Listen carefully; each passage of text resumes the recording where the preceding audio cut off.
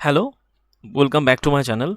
তো আজ আমরা যে ক্লাস করব, মানে যে ভিডিওটা করতে চলেছি সেটা কিন্তু একটা ইম্পর্টেন্ট ভিডিও এই কারণে বলছি, যেটা আমরা আরআরবি যে এক্সামগুলো হয়ে গেল 2024 সালে, যেমন ধরো জেই, এলপি, টেকনিশিয়ান, এদের যে সায়েন্সের যে সেকশনগুলো ছিল সেগুলোর যতগুলো কোশ্চেন্স ছিল, টেকনিশিয়ানে যেমন ধরো টেকনিশিয়ানে কোশ্চেনের সংখ্যা ছিল, যদি আমি বলি টেকনিশিয়ানে কোশ্চেনের সংখ্যা ছিল ধরো 40টা। যদি আমি কালিটা চেঞ্জ করি খুব ভালো হয়, এখানে যদি আমি সবুজ কালিতে করাই দেখি কেমন হয়। হ্যাঁ, টেকনিশিয়ানে কোশ্চেন ছিল যতক্ষণ যে 40টা, এলপিতে কোশ্চেন ছিল যতক্ষণে 20টা, জেইতে কোশ্চেন ছিল 30টা। ঠিক আছে, আর আমাদের আরআরবি গ্রুপ ডিতে যে যতগুলো কোশ্চেন থাকবে সংখ্যা হচ্ছে কত, 25টা। এখন আমরা এই যে ভিডিওটা করতে চলেছি সেটা অ্যাকচুয়ালি বলতে পারো যে রিভিশন ক্লাস, যেখানে আমি কি দেখাবো। রিভিশন ক্লাসে মোটামুটি আমি দেখাতে চলেছি যেগুলো, সেটা হচ্ছে কি যে এই যে এক্সামগুলো যেগুলো হয়ে গিয়েছে এর কোশ্চেন্সগুলো, বিশেষ করে সাবজেক্ট ওয়াইজ কোশ্চেনগুলো 25টা করে ভিডিও, মানে কোশ্চেন নিয়ে আমি ডেলি ভিডিও করতে চলেছি, যেটা তোমাদের রিভিশন ভিডিও চলবে, প্লাস আমি যে অ্যাকচুয়ালি যে কোর্সগুলো মানে যেগুলো কমপ্লিট করলাম এনসিটি থেকে, তো অ্যাকচুয়ালি শুধুমাত্র কোশ্চেন কলেই তো হবে না, তার আগে একটা ফাউন্ডেশন তৈরি করার দরকার ছিল। সেই ফাউন্ডেশনটা মোটামুটি আমরা তৈরি করতে পেরেছি, আই হোপ সো, মানে আমার যেটা মনে হয়। কারণ আমি যেহেতু টেক্সটগুলোকে ইন ডিটেলস পড়িয়েছি, যেখানে ওয়ান লাইনার মানে যেখানে অ্যাকচুয়ালি ওই মানে লাইন টু লাইন ধরে আমি অ্যাকচুয়ালি ক্লাসগুলো কমপ্লিট করিয়েছি, সেক্ষেত্রে আমি বলতে পারি যে আমি একটা ফাউন্ডেশন তৈরি করতে পেরেছি, যার উপরে আমি বেস করে কোশ্চেন আলোচনা করতে পারবো বা কোশ্চেনে ক্লাস করতে পারবো। সেই কারণে আমি যেমন ধরো বায়োলজি কমপ্লিট করিয়েছি আমি, কালকের আমার কেমিস্ট্রি কমপ্লিট হয়ে গিয়েছে, আর এবারে ফিজিক্সটা বাকি আছে। ফিজিক্সটা আমি ডেলি বেসিসে আর হার্ডলি 4টে ভিডিওর মাধ্যমে ফিজিক্স আমাদের কমপ্লিট হয়ে যাবে। তো এই এই সিচুয়েশানে আমরা কি করব, আমরা অনলি রিভিশন দেবো সায়েন্সের পোর্শনটাকে। বিশেষ করে আমাদের টার্গেট যেহেতু আরআরবি গ্রুপ ডিতে 25-25 পাওয়া, সেক্ষেত্রে টেকনিশিয়ান 40 আর এলপি 20 এবং এই জেইতে যে ঠিক 30টা করে যে যাবতীয় যা কোশ্চেন এসেছিলো 2024-এ যাবতীয় যা কোশ্চেন এসেছিলো, ঠিক আছে, সেই কোশ্চেনগুলোকে মোটামুটি 25টা করে কোশ্চেনের ডেলি ওয়াইজ আমরা রিভিশন দেবো, ঠিক আছে। এবং এটা অ্যাকচুয়ালি ডেলি ভিডিও চলবে, এর কোনো খামতি চলবে না, এটা একটা পার্টিকুলার নির্দিষ্ট টাইমে এই ভিডিওগুলো আপলোড হবে। সেটা দুপুর 2টো হতে পারে বা দুপুর 3টে হতে পারে, মোটামুটি আপলোড হবে, মানে মোটামুটি দুপুর 2টো থেকে দুপুর বিকেল 4টে বা 5টা পর্যন্ত এই ভিডিও আপলোড হবে। এই টাইম পিরিয়ড থাকে, এর মধ্যে আপলোড হবে, ঠিক আছে।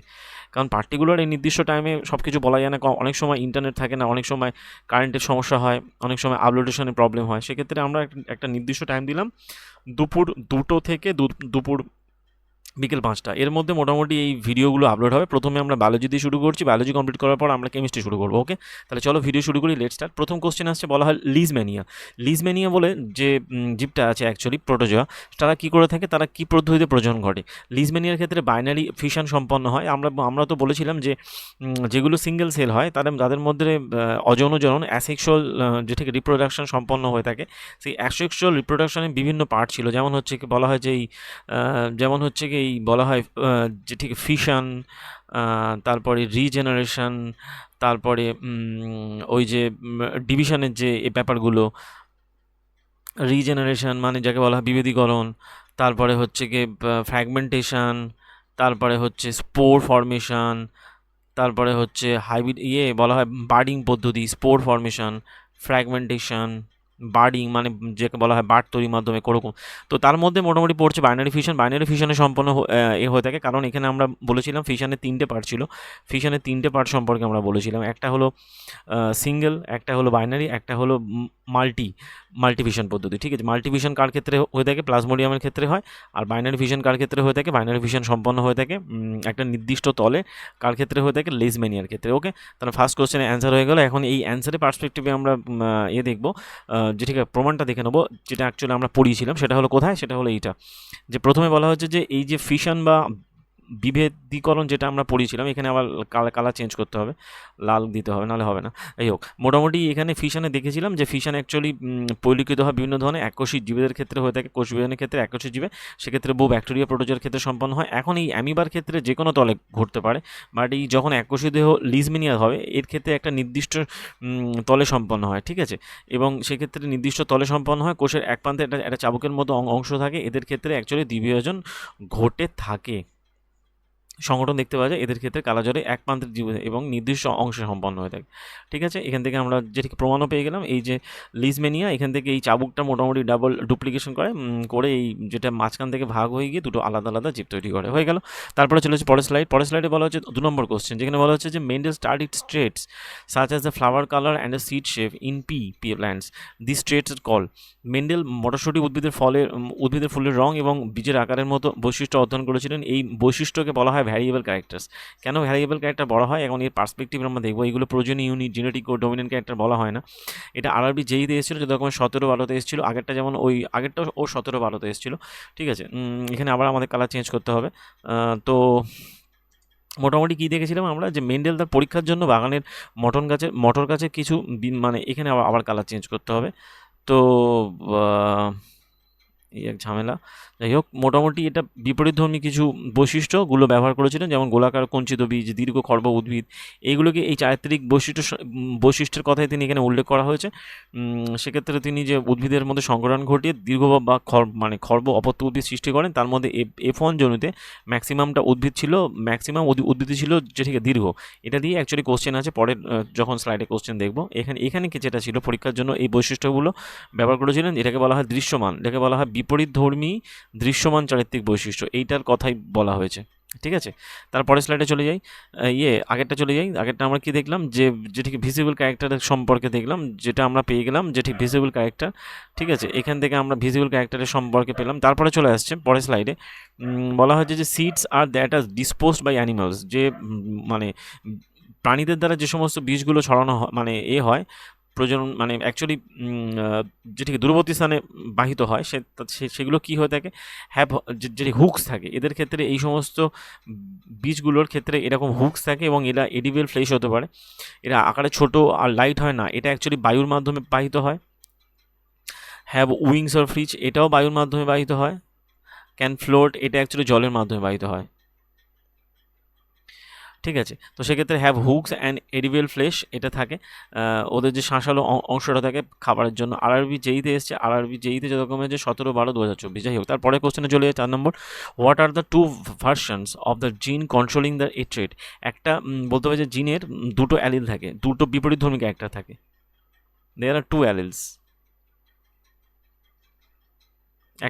একটাকে বলা হয় একটা বৈশিষ্ট্যকে কন্ট্রোল করে থাকে, যে ঠিক আছে, বলা হয় দুটো অ্যালিল যারা একে অপরের যেটি বিপরীতধর্মী হয়ে থাকে, সেক্ষেত্রে অ্যান্সার কী হবে, অ্যালিলস এখানে কাজ করে থাকে।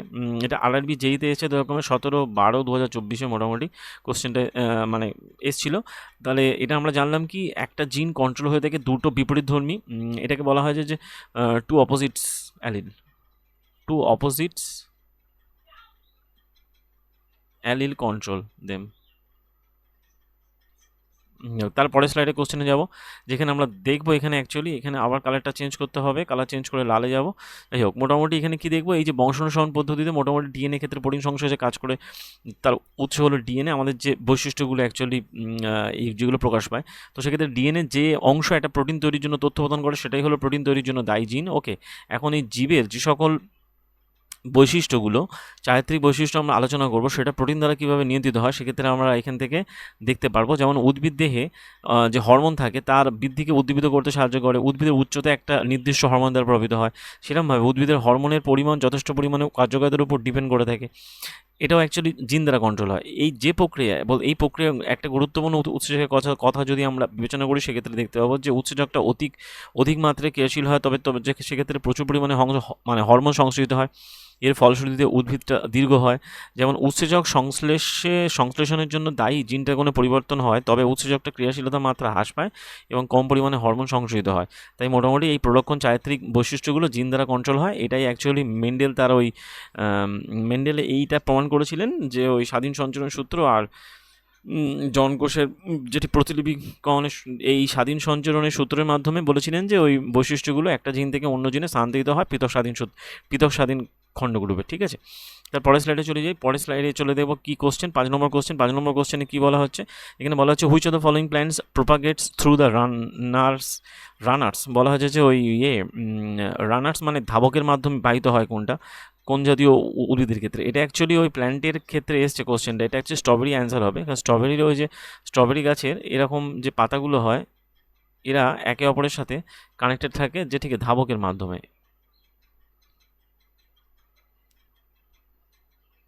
এই ধাবকগুলো যে ঠিক মাটিতে এরা এখান থেকে এরমভাবে মাটির সাথে এরা এরকম গাছ থেকে উদ্ভিদ তৈরি করতে পারে, এই মানে যেটি মূল তৈরি করে।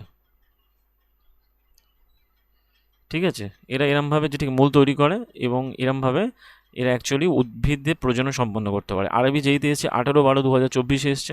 যাই হোক, তার পরের স্লাইডে চলে যাবো। পরের স্লাইডে কোশ্চেনে বলা হচ্ছে what is the thread like structure in the Rhizopus. এটা আমরা আগে পড়িয়েছিলাম যখন কোশ্চেন করেছিলাম। রাইজোপাসের ক্ষেত্রে এক ধরনের স্ট্রাকচার থাকে যাকে বলা হয় হাইপি। এই হাইপিটার উপরে এক ধরনের বার থাকে। ধরো এরকম একটা রাইজোপাস, এরকম একটা স্ট্রাকচার হচ্ছে, এর মাঝখানে একটা এরকম বাবলস মতো থাকে। ঠিক আছে, এরকম বাবলস থাকে এবং এই এই বাবলসগুলোর মধ্যে অ্যাকচুয়ালি স্পোরগুলো থাকে, এর মধ্যে অ্যাকচুয়ালি যে ঠিক রেণুগুলো সম্পন্ন হয়। ঠিক আছে, এটা অ্যাকচুয়ালি আঁকা আমরা দেখবো পরবর্তীকালে, মানে এই যে ঠিক পরের স্লাইডে আছে। একে একে বলা হয় হাইপি। হাইপির উপরেই থাকে যতক্ষণ, এটা আরবি যেইতে এসছে তখন 16/12/2024। যাই হোক, এটা আঁকাটা দেখিনি। প্রথমত আমি যেটা বলছিলাম যে এই পোর্শনটাকে বলা হয় হাইপি পোর্শন। এই পোর্শনটাকে অ্যাকচুয়ালি আবার লাল কালিতে আসতে হবে। তো এই পোর্শনটাকে বলা হাইপি। বলা হয় যে জনকোষের ক্ষেত্রে এদের ওই দেখতে পাওয়া যায় রুটি ছত্রাক ব্রেড মোল্ডের ক্ষেত্রে দেখতে পাওয়া যায় অনুসূত্রগুলো। এদের মোটামুটি এদের এইগুলো কোনো জননাঙ্গ নয়। অপরদিকে এদের দণ্ডাকৃতি অংশ থাকে যাকে বলে ক্ষুদ্র স্ফীত শীর্ষভাগে অংশ থাকে, এইটাকে মোটামুটি এই দণ্ডাকৃতির অংশটাকে বলা অনুসূত্র বা হাইপি বলা হয়। ব্রেড মোল্টের এক ধরনের এই অনুসূত্র থাকে, এটাকে বলা হাইপি। এদের মাথায় এক ধরনের এই গোলাকার স্ফীত অংশ থাকে, এর মধ্যে রেণুস্থলী থাকে, এর মধ্যে রেণু থাকে। রেণুগুলো অবশেষে বৃদ্ধি পেয়ে নতুন রাইজোপাস গঠন করে এবং রেণুগুলো পুরু প্রাচীর বিশিষ্ট হয় যতক্ষণ না পর্যন্ত রেণুগুলো একটা আর্দ্রতলের সংস্পর্শে আছে। এটা বৃদ্ধি পেতে শুরু করে কতক্ষণ এরা সুরক্ষা প্রদান করে থাকে। ব্যাস, এটাকে বলা হয় হাইপি, এই পোর্শনটাকে। ঠিক আছে, আর এর উপরে থাকে অ্যাকচুয়ালি ওই বলা হয় রেণু বা স্পোর। তারপরে চলে আসছে পরের স্লাইডে। পরের স্লাইডে চলে যাব, যেখানে বলা হচ্ছে যে পরের স্লাইডের ক্ষেত্রে garden ecosystem. Garden is an ecosystem because the living organism in it interact with the each other are the affected by the abiotic component. অবশ্যই, কারণ the living organism interact each other and the not affected by the, না এটা একদমই হবে না। It has both plants and tree animal like the insect frog, এটা তো হবে না। বায়োটিক কম্পাউন্ড, এখানে অ্যাবায়োটিক কম্পাউন্ডও থাকে বায়োটিক কম্পাউন্ডও থাকে। বায়োটিক অ্যান্ড অ্যাবায়োটিক বোথ থাকে, থাকে। ওকে, হয়ে গেল। আরআরবি যেই দিয়েছে তখন হচ্ছে কবে 16/12/2024। ওকে, তারপরের স্লাইডে চলে যাই। বলা হচ্ছে what are the number of the chromosome in a human male germ cell. তো একটা হিউম্যান মেল জার্ম সেলে কতগুলো নাম্বার অফ ক্রোমোজোম থাকে? মেল জার্ম সেলে অ্যাকচুয়ালি জার্ম সেলে কতগুলো ক্রোমোজোম থাকে, এখানে সংখ্যাটা কিন্তু ভুল দিয়েছে। জার্ম সেলে যতক্ষণে যে বডি জার্ম সেলে ক্রোমোজোমের সংখ্যা থাকবে দুটো, এক্স অ্যান্ড ওয়াই দুটো ক্রোমোজোম থাকে। এখানে 23 কখনো হবে না, 23 কখনো হবে না। মানে এন সংখ্যক ক্রোমোজোম থাকে। ঠিক আছে, জার্ম সেলে এন সংখ্যক ক্রোমোজোম থাকে, যাকে বলা হয় 23 পেয়ার তো হবে না। এন এবারে 1 পেয়ার মানে 46টা, তাহলে এন সংখ্যক মানে যাকে বলা হয় 2n। তো সেক্ষেত্রে 2n মানে 23টা করে থাকে। মেল কেন, এখানে যদি মেল ফিমেল যে বোধ ক্ষেত্রেই 23টা করে মোটামুটি জার্ম সেলে থাকে। জার্ম সেল মানে 23টা করে থাকবে। আর যদি বলে বডি সেল তখন বলা হবে বডি সেল, যাকে বলা হয় বডি সেলে থাকবে 46টা। বডি সেলে থাকবে 46টা, জার্ম সেলে থাকবে 23টা। ওকে, আরবি যেইতে এসছে তখন হচ্ছে 17/12/2024। যাই হোক, তারপরে স্লাইডে চলে যাই। 9 নম্বর বলা হচ্ছে what unique feature do the sex chromosome in human have compare to other chromosome. মানুষের সেক্স ক্রোমোজোমের অন্যান্য ক্রোমোজোমের সাথে তুলনায় বৈশিষ্ট্য কি? They are the not always the perfect in pair. বিশেষ করে মেলদের ক্ষেত্রে, হ্যাঁ মেলদের ক্ষেত্রে কখনো এক পেয়ার থাকে না, কারণ এক্স ওয়াই সবসময় মেলদের থাকবে। এটা অ্যাকচুয়ালি মেলদের থাকে, আর ফিমেলের ক্ষেত্রে যতক্ষণ পেয়ারে থাকে। সুতরাং এদের মধ্যে অ্যাকচুয়ালি একটা পার্থক্য তো আছেই। দে are always in perfectly pair. না, কখনো এরা পারফেক্টলি পেয়ার থাকে না। মানে এরা কখনো পারফেক্ট পেয়ার থাকে না। They are identified the male and female, actually এটা আইডেন্টিক্যাল। দে আর এটা এবং they are largest chromosome in the body. না, এরকম লার্জেস্ট না। এক্স ক্রোমোজোম ওয়াই ক্রোমোজোমের মধ্যে যদি বলা এক্স ক্রোমোজোম কিন্তু লার্জেস্ট হয়ে থাকে, ঠিক আছে, এটা কিন্তু মাথায় রাখতে হবে। আরআরবি যেইতে যতরকমে এসছে ততরকমে যে ওই 18/12/2024। এখন এই এক্স ক্রোমোজোম ওয়াই ক্রোমোজোমের মধ্যে এক্স ক্রোমোজোম কিন্তু প্যারেন্টাল, মানে অ্যাকচুয়ালি মেলদের এক্স ক্রোমোজোম কিন্তু প্যারেন্টাল আইডেন্টিটিতে ঠিক করে থাকে। মেলদের এক্স ক্রোমোজোম প্যারেন্টাল আইডেন্টিটি, মানে ছেলে হবে না মেয়ে হবে, সেটা ঠিক করতে সাহায্য করে। আরআরবি যেতে এসছে 18/12/2024। যাই হোক, তার পরের স্লাইডে চলে যাই, যেখানে বলা হচ্ছে যে ওই ব্যাপারটা আমরা এখান থেকে দেখব যে ওই কী দেখবো এখান থেকে, মোটামুটি ক্রোমোজোমগুলো মানুষের জোড়া জোড়া থাকে না, একদম ডাইরেক্ট লাইন চলে এসছে। আবার কালি চেঞ্জ করতে হবে, চলে আসছে লাল। বলা হচ্ছে যে এটা অ্যাকচুয়ালি কি, মানুষের ক্ষেত্রে এটা জোড়া জোড়া থাকে না। মানবদের অধিকাংশ ক্রোমোজোমে একটা মাতৃকপি, একটা পিতৃকপি থাকে। 22 জোড়া ক্রোমোজোম রয়েছে আমাদের দেহেতে, কিন্তু 1 জোড়া করে ক্রোমোজোম থাকে, সেক্স ক্রোমোজোম থাকে, যেগুলো পরিচিত। এবং মহিলাদের ক্ষেত্রে এই সেক্স ক্রোমোজোমগুলো এক্স ক্রোমোজোম, মানে এটা উভয় সঙ্গ। আর পুরুষের ক্ষেত্রে এটা বিসদৃশ হয়ে থাকে, এটার কথাই বলা হয়েছে। X chromosome Y chromosome X Y হিসেবে থাকে। বংশানুক্রমে এরা অ্যাকচুয়ালি যেটি পরিবাহিত হয়ে থাকে, ঠিক আছে। এদের ক্ষেত্রে যে পুরুষদের ক্ষেত্রে এক্স ওয়াই, মহিলাদের ক্ষেত্রে এক্স এক্স। যাই হোক, তারপরে চলে আসছে বলা হয় পরের দাগের কোশ্চেন চলে আসছে 10 নম্বর কোশ্চেন, যেখানে বলা হচ্ছে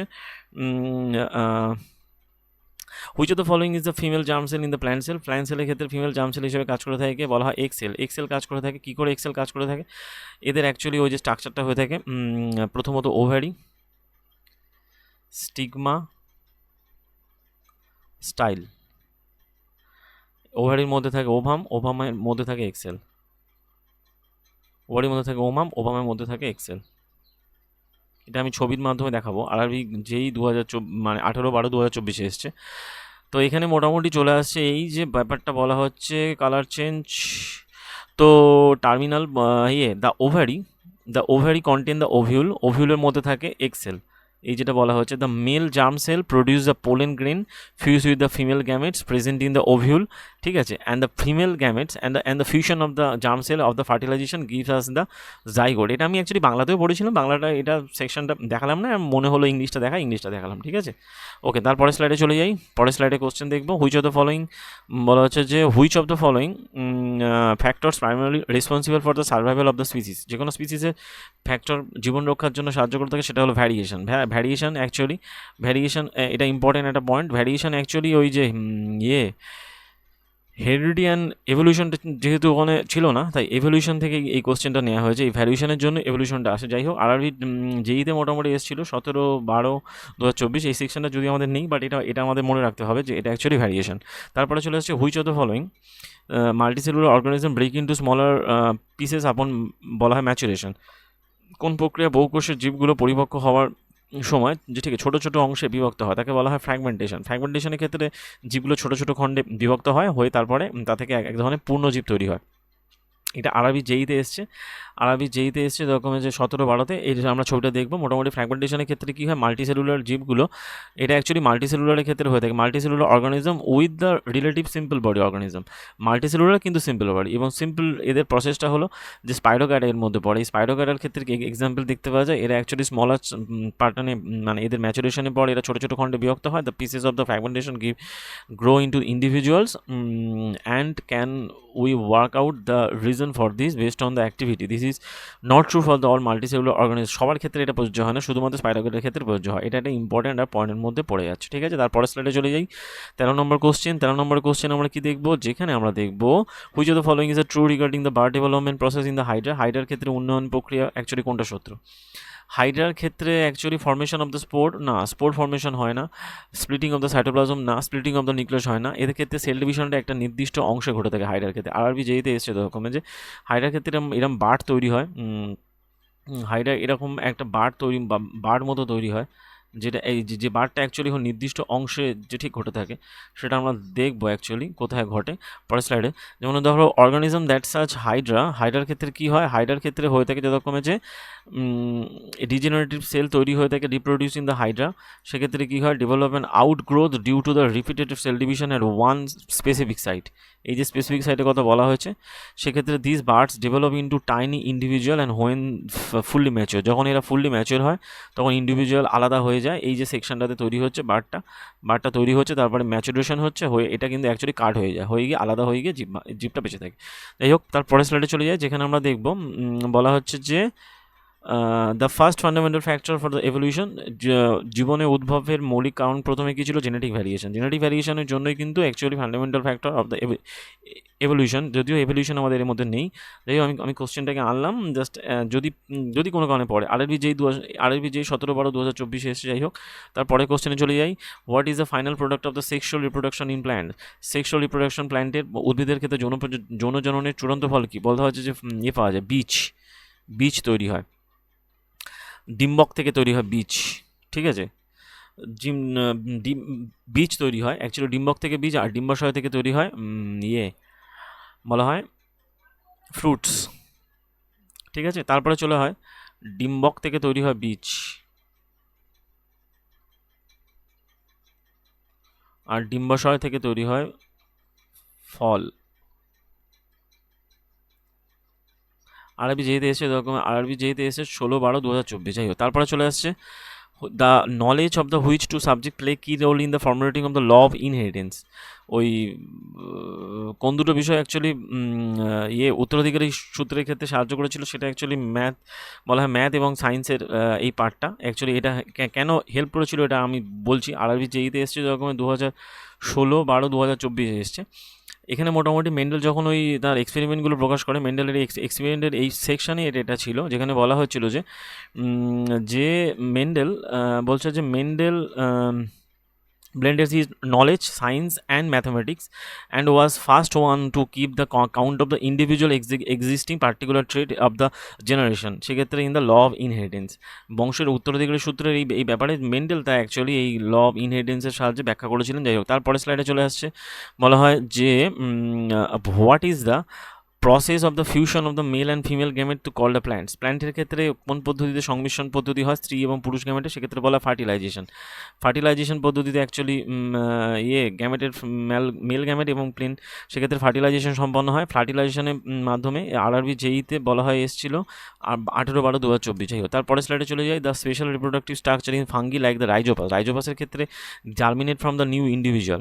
রাইজোপাসের ছত্রাকের ক্ষেত্রে প্রজনন কাঠামো কীভাবে নতুন ব্যক্তির না কিন্তু ঠিক আছে নতুন জীব তৈরি করতে সাহায্য করে, তারপরে স্পোরের মাধ্যমে স্পোর ফর্মেশনের মাধ্যমে যেটা অ্যাকচুয়ালি হয়ে থাকে। ওই যে স্ট্রাকচারটা বললাম না, এরকম একটা স্ট্রাকচার ছিল যেখানে ওই মাঝখানে ছিল স্পোর, আর এইগুলো অ্যাকচুয়ালি এরমভাবে কানেক্টেড ছিল, এই স্পোরগুলো ফেটে গিয়ে এর থেকে নতুন জীব তৈরি হয়। এটা আমরা ছবির মাধ্যমে দেখবো।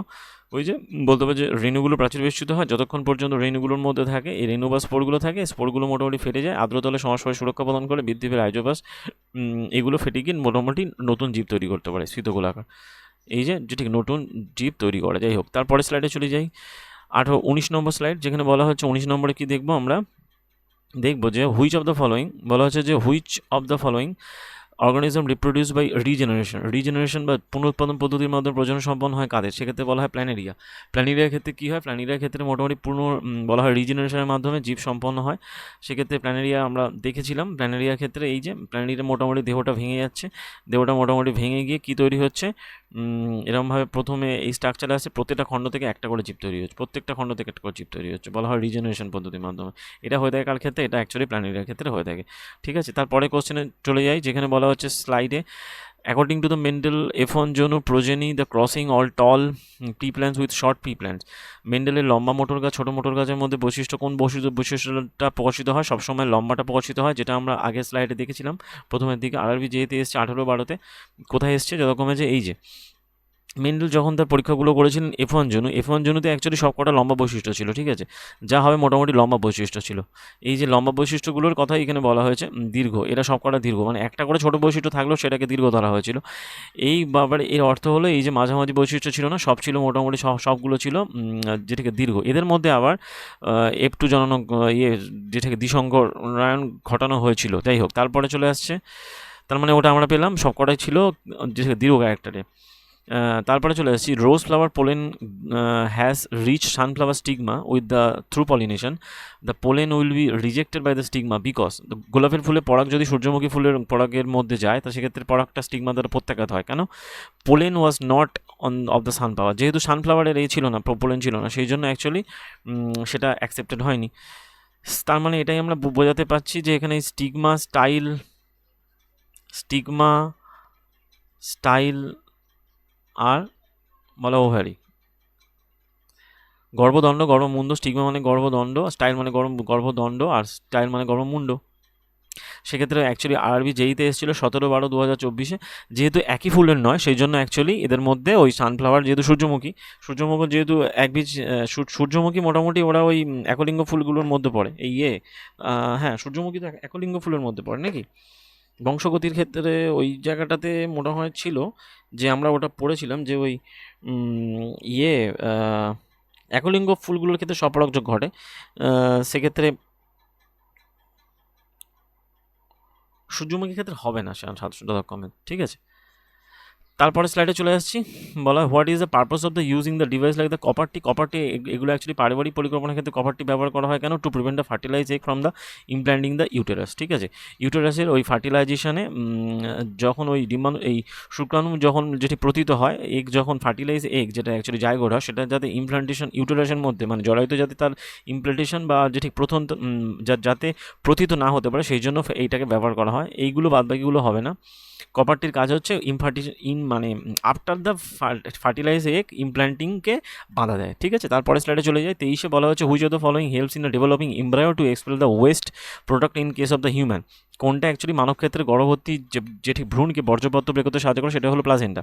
কেন প্লাজেন্টা? আমরা আগের দিন যখন আমরা পড়াচ্ছিলাম প্রজনন তখন আমি এটা ব্যাখ্যা দিয়েছিলাম, যেখানে বলা হয়েছিল যে প্লাজেন্টা কী করে থাকে, অ্যাকচুয়ালি এর কাজটা কী হয়ে থাকে। প্লাজেন্টা অ্যাকচুয়ালি এই যে সেকশনটা বলা হয়েছে যে the embryo gets the nutrition from the mother blood with the help of the special tissue যাকে বলা হয় প্লাজেন্টা।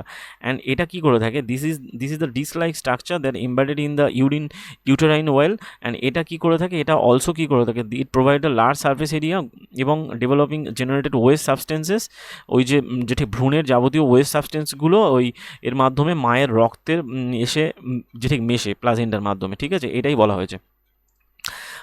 তারপরে চলে আসছে বলা 24 দাগের কোশ্চেন, যেখানে বলা 24 দাগের কোশ্চেনে in amoeba the splitting during the fusion can be occur. অ্যামিবার ক্ষেত্রে যে কোনো তলে সম্পন্ন হয়ে থাকে, যে কোনো তলে, এনি প্লেনে সম্পন্ন হয়ে থাকে। আরআরবি যেইতে এই কোশ্চেনটা বারবার আসে, আরআরবি যেইতে এসছে 18/12/2024, যেমন আমরা এটা এখানে দেখাবো, যেখানে বলা হচ্ছে অ্যামিবার, এখানে এই টার্মটাই দেওয়া আছে যে অ্যামিবার মোটামুটি কোষ বিভাজনটা অ্যামিবার মতো কোষে একটা কোষ বিভাজন দুটো কোষ যে কোনো তলে ঘটতে পারে। এই যে পয়েন্টটা, যে কোনো তলে, এনি প্লেন, একটা থেকে মোটামুটি থেকে দুটো কোষ উৎপন্ন হতে পারে।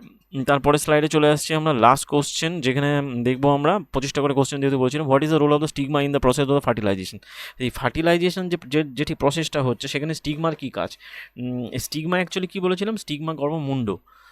স্টিগমা মানে হলো গর্ভমুণ্ড। যদি এটাকে আমরা ছবির মাধ্যমে দেখাই, স্টাইল মানে হলো দণ্ড, গর্ভদণ্ড, ঠিক আছে। এর কাজ কি? Serving as a site of the where the যেটি পোলেন ল্যান্ডস, অ্যাকচুয়ালি এই পোর্শনটা যেখানে অ্যাকচুয়ালি পোলেনটা অ্যাকচুয়ালি ল্যান্ড করে সেটাকে বলা হয়, এটা আরআরবি যেইতে এসেছিলো, আমরা এটা ছবির মাধ্যমে দেখাবো। তো এখানে বলা হচ্ছে এই যে সেকশন যেখানে হচ্ছে পোলেনটা ল্যান্ড করছে সেটা কোনটা, এটাকে বলা হয় স্টিগমা। এই যে স্টিগমা এই পোর্শনটা এখানে অ্যাকচুয়ালি পোলেনটা এসে ল্যান্ড করছে, এর মাথার এরম থাকে। স্টিগমার অ্যাকচুয়ালি এই জায়গাটা স্টিকি টাইপের হয়ে থাকে, স্টিকি টাইপের হয়, ফলে এসে যেটি পোলেনটা এসে এখানে আটকাতে পারে। তারপরে এটা চলে আসছে স্টিগমা, এটাকে বলা হয় স্টাইল। এই স্টাইল চলে আসছে, এই স্টাইল এসে মোটামুটি চলে আসে শেষে ওভারিতে, ঠিক আছে। তো মোটামুটি এটার মাধ্যমে আমরা কমপ্লিট করলাম, সেটা হচ্ছে কি আমাদের প্রথম মানে যেই আরআরবি যেই মোটামুটি বায়োলজি প্রথম ফার্স্ট পার্ট 1-এ প্রথম 25টা কোশ্চেন, এরকমভাবে মোটামুটি আমরা প্রত্যেক দিন এরকম মানে চেষ্টা করবো যতগুলো কোশ্চেন অ্যাকচুয়ালি ওই যে 3টে এক্সামিনেশন ALB যেই এবং টেকনিশিয়ান যত এসছিল কোশ্চেনগুলোকে তাড়াতাড়ি বায়োলজি শেষ করা, তারপরে আমরা কেমিস্ট্রি ধরবো। এরকমভাবে মোটামুটি আমাদের রিভিশন ক্লাস চলবে। এটা কিন্তু ডেলি বেসিস চলবে। আমি ভিডিওটাকে বেশি আর বড় করতে চাই না। যদি ভিডিও তোমাদের ভালো লেগে থাকে লাইক করো, শেয়ার করো, এবং এই পড়াগুলোকে রিভিশন দিতে থাকো। অবশ্যই চ্যানেলটাকে সাবস্ক্রাইব করো। দেখা হচ্ছে পরের ভিডিওতে অন্য একটা টপিক নিয়ে, এবং আমরা পরের ক্লাসগুলোতে যেটিকে ফিজিক্স নিয়ে শুরু করবো, যেটা মনে সম্ভবত লাইট চ্যাপ্টার দিয়ে আমি স্টার্ট করতে চাই। লাইটটাই মোটামুটি দিয়ে চালু করবো। আপাতত ভিডিও এ পর্যন্ত। Thank you.